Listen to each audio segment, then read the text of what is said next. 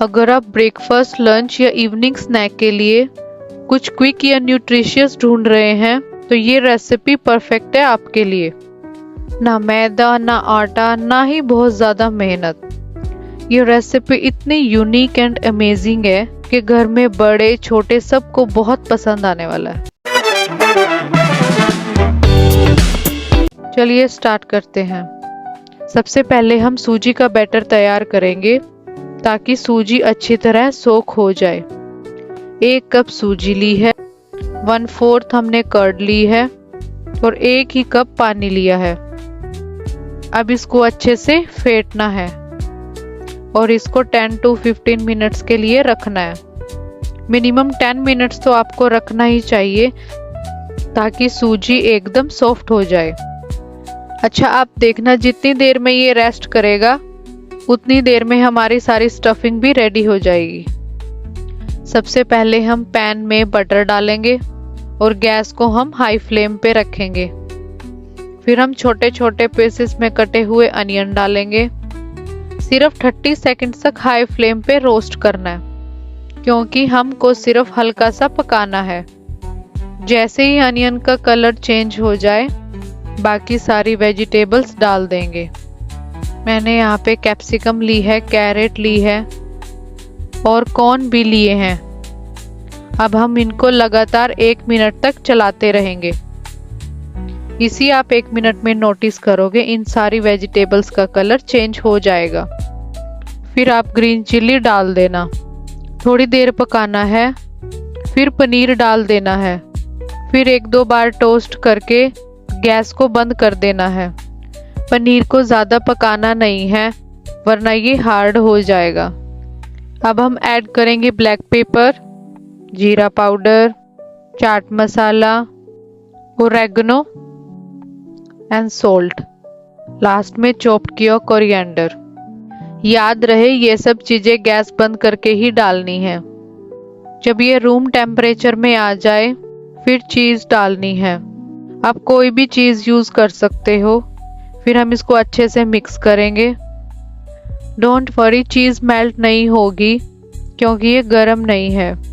अब हमारी tasty stuffing तैयार है। चलिए अब हम शीट बनाएंगे। ये देखिए हमारा बैटर कितना थिक हो गया है। बैटर थिक ही होना चाहिए ताकि हम इसका फाइन पेस्ट बना सके। वैसे तो आप कोई भी सूजी यूज़ कर सकते हो, बट अगर स्टार्टिंग में बैटर थिक होगा तो जब आप मिक्सी में ग्राइंड करोगे तो आपका बैटर बहुत स्मूथ बनेगा। अब हम इसको ग्राइंड करेंगे। 1 मिनट तक फुल स्पीड पे चलाना है। ये देखो एकदम फाइन पेस्ट बना है। ये बैटर अभी थोड़ा थिक है, हमने थोड़ी पतली शीट्स बनानी है तो बैटर भी पतला होना चाहिए। तो अब हम सॉल्ट ऐड करेंगे, 1/2 कप पानी ऐड करेंगे।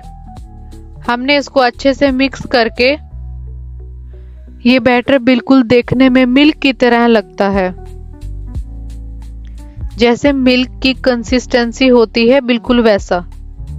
गरम पैन में हमने मीडियम और लो फ्लेम पे बनाना है। हाई फ्लेम पे ओवरकुक हो जाएगा। बैटर को हमने सेंटर में नहीं डालना है, फैला के डालना है।